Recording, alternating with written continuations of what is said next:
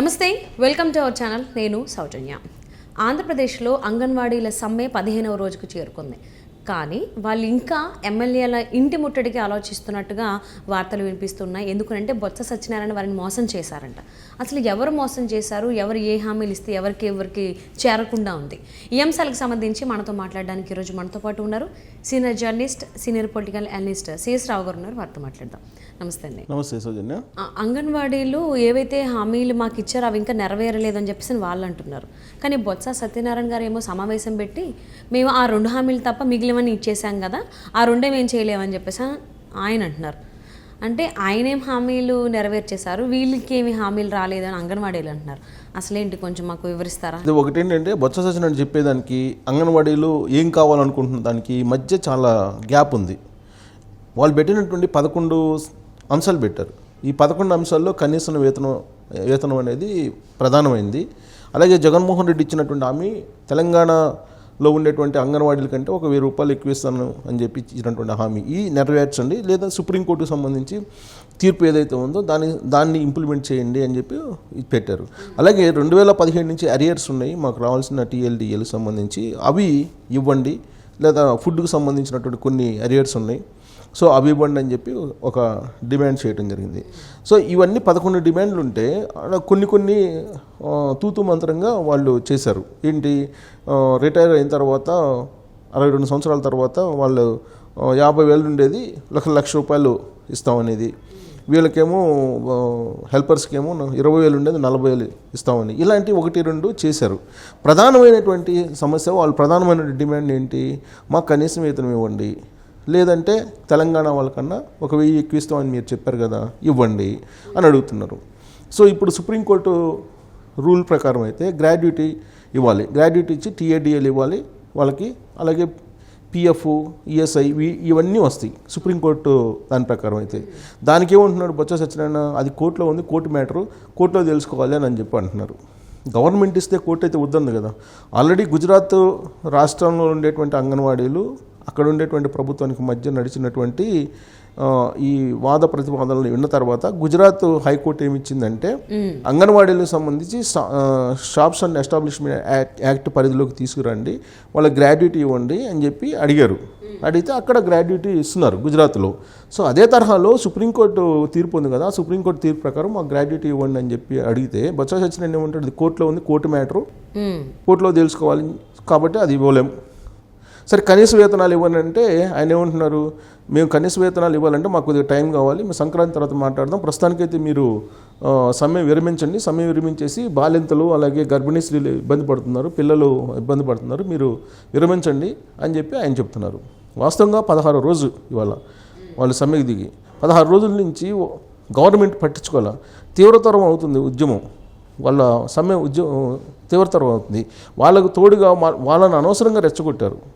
సమస్య ఆదిలోనే పరిష్కరిస్తున్నట్టయితే సామరస్యపూర్వకంగా ఇంత దూరం రాదు. అసలు వీళ్ళు ఏం చేశారు, మధ్యలో వార్డు సచివాలయం సంబంధించిన గ్రామ సచివాలయం సంబంధించిన ఉద్యోగులతోటి వీళ్ళ మీద రెచ్చగొట్టి వాళ్ళ చేత మేము పని చేయించుకుంటాం, మీరు చేయకపోయినా కానీ అని చెప్పేసి అక్కడక్కడ ఘర్షణలు పట్టడం, తర్వాత అంగన్వాడీ కేంద్రాలను పగలగొట్టడం ఇవన్నీ జరిగాయి.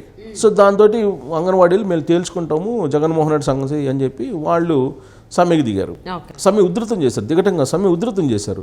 సో ఆ నేపథ్యంలో వాళ్ళు ఏం చేశారు, మేము అసలు వాలంటీర్లతో మేము నడుపుకుంటాం మీరు లేకపోయినా అని చెప్పేసి వాళ్ళు అన్నారు. ఈలోపు ఏమైంది, సర్వశిక్ష ఉద్యోగులు కూడా యాడ్ అయ్యారు. మా సంగతి ఏంది, మమ్మల్ని కాంట్రాక్ట్ బేసిస్ మమ్మల్ని పర్మనెంట్ చేస్తామని చెప్పారు కదా ఎన్నికలప్పుడు 2019 మరి మా సంగతి ఏంది, మళ్ళీ ఎలక్షన్లు కూడా వస్తున్నాయి, మరి మా సంగతి ఏందని చెప్పేసి వాళ్ళు కూడా వీళ్ళ సమ్మెతోటి యాడ్ అయ్యారు. సో ఈలోపు అసలు ఎవరిని పట్టించుకోకపోవడంతో మున్సిపల్ ఉద్యోగులు వాళ్ళు వచ్చారు, మాకు కనీస వేతనం 26,000 ఇవ్వండి, 26,000 మాకు కనీస వేతనం ఇవ్వకపోతే మేము పారిశుద్ధ్య పనులకు మేము దూరంగా ఉంటామని చెప్పేసి వాళ్ళు నిన్నటి నుంచి సమ్మెకి దిగి పారిశుద్ధ్య కార్మికులందరూ దూరంగా ఉంటున్నారు. దీంతో ఆంధ్రప్రదేశ్ అంతా కూడా చెత్త పెరిగిపోయింది, కంపు కొడుతుంది. మిగతా వాళ్ళు సమ్మె చేస్తే కానీ ఈ ఎఫెక్ట్ ఉండదు, కానీ పారిశుద్ధ్య కార్మికులు సమ్మెకి దిగారు కాబట్టి ఆంధ్రప్రదేశ్ అంతా కంపు ఆంధ్రప్రదేశ్ అయిపోయింది. ఇప్పుడు ఆల్రెడీ వాళ్ళ పేపర్లు అన్ని ఫోటోలు అవే. పారిశుద్ధ్య కార్మికులు అంటే రోడ్లు ఊడ్చేవాళ్ళు, కాలువలు బాగు చేసేవాళ్ళు, వీళ్ళందరూ ఉంటారు కదా, డ్రైనేజీ క్లీన్ చేసేవాళ్ళు వీళ్ళంతా. సో వాళ్ళందరూ దూరం అయిపోయారు. వాళ్ళందరూ దూరం అయ్యేటప్పటికి నిన్నటి నుంచి అంతా చెత్త పేరుకుపోయింది ఆంధ్రప్రదేశ్లో. సో అన్ని రకాలుగా ఇప్పుడు ఉద్యమ ఆంధ్రప్రదేశ్గా మారిపోయింది అది. దానికి కారణం ఏంటి, ఇనీషియల్గానే ప్రభుత్వం తీసుకొని వాళ్ళు సంబంధిత ఉద్యోగులకు సంబంధించిన నేతలతో కనుక పిలిచి మాట్లాడినట్టయితే ఇంత దూరం రాదు. ఇప్పుడు ఏం చేస్తున్నారు, చేతులు గాలిన తర్వాత ఆకులు పట్టుకున్నట్టు ఇప్పుడు తీవ్రతరం అయిన తర్వాత ఇప్పుడు ప్రభుత్వం పిలిచి వాళ్ళతోటి సంప్రదింపులు జరుగుతుంది. సో ఇంత దూరం వచ్చిన తర్వాత అసలు మేము ప్రధానమైనటువంటి డిమాండ్లు ఏవైతే కనీస వేతనం ఉందో అది లేకుండా మేము సమ్మె ఎలా విరమిస్తామని చెప్పేసి వాళ్ళు భీష్మించి కూర్చున్నారు. దీంతో అట్లీస్ట్ మీరు సంక్రాంతి దాకన్నా మీరు విరమించండి సమ్మె అని చెప్పి వాళ్ళు అడుగుతున్నారు.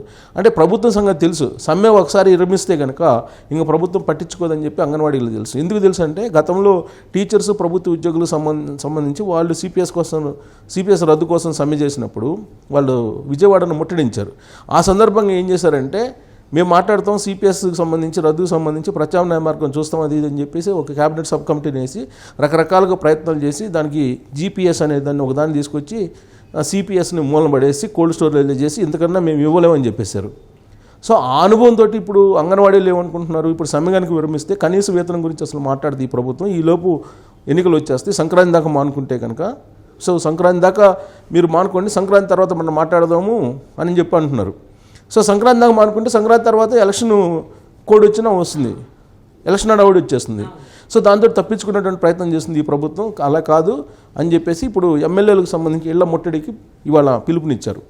ఎమ్మెల్యేలు ఎక్కడ కనపడితే అక్కడ ముట్టడించడం, ఎమ్మెల్యేలు ఎక్కడ కనపడితే అక్కడ నిలదీయటం, వాళ్ళ ఇళ్ళు దగ్గరకు పోయి ఇల్లు ముట్టడించడం. సో మహిళలు పోయి ఎమ్మెల్యేలు ఇల్లు ముట్టడిస్తే వాళ్ళు అసలు బయట రాగలరా? వాకిలు కూడా దాటి బయట రాలేరు ఎమ్మెల్యేలు.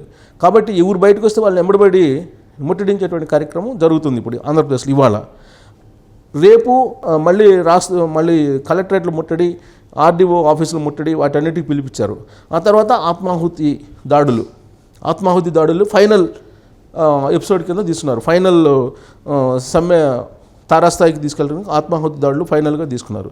సో ఇలా అంచెలంచెలుగా వాళ్ళు ఉద్యమాన్ని ఉధృతం చేస్తూ రకరకాలుగా వాళ్ళు దాన్ని సీరియస్నెస్ తీసుకోబోతున్నారు. ఇవాళ ఎమ్మెల్యేలు ఇళ్ళ ముట్టడి ఇచ్చారు కాబట్టి ఇక నుంచి మంత్రులు కానీ ఎమ్మెల్యేలు కానీ ఎవరు కనిపించినా సరే ఒక్క అడుగు కూడా ముందుకు వేయకుండా ముట్టడి ఇచ్చేస్తారు మహిళలు.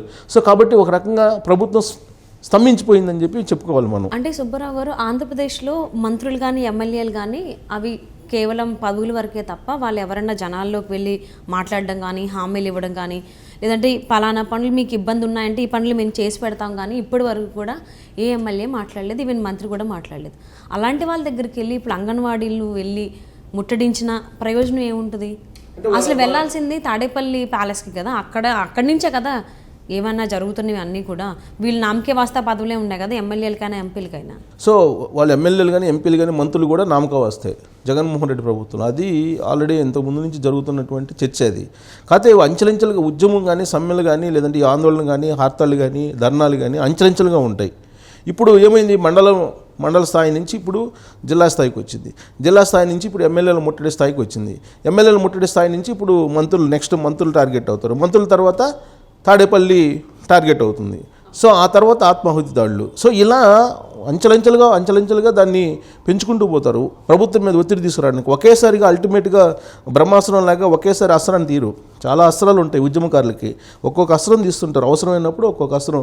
ఇప్పుడు యాంకర్ మ్యాన్ ప్రయోగించాలంటే ఒక అస్త్రం, అనలిస్ట్ మీద ప్రయోగించాలని ఇంకొక అస్త్రం, కెమెరామెన్ ప్రయోగించాలని ఒక అస్త్రం, ఇలా ఉంటాయి, రకరకాల అస్త్రాలు ఉంటాయి.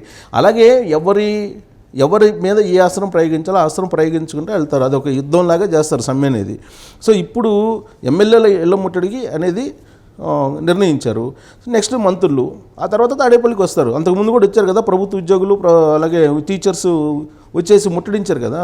సో అది కూడా జరగబోద్ది రాబోయేటువంటి రోజుల్లో. ఆల్రెడీ వాళ్ళు ప్రణాళికను అనౌన్స్ చేశారు.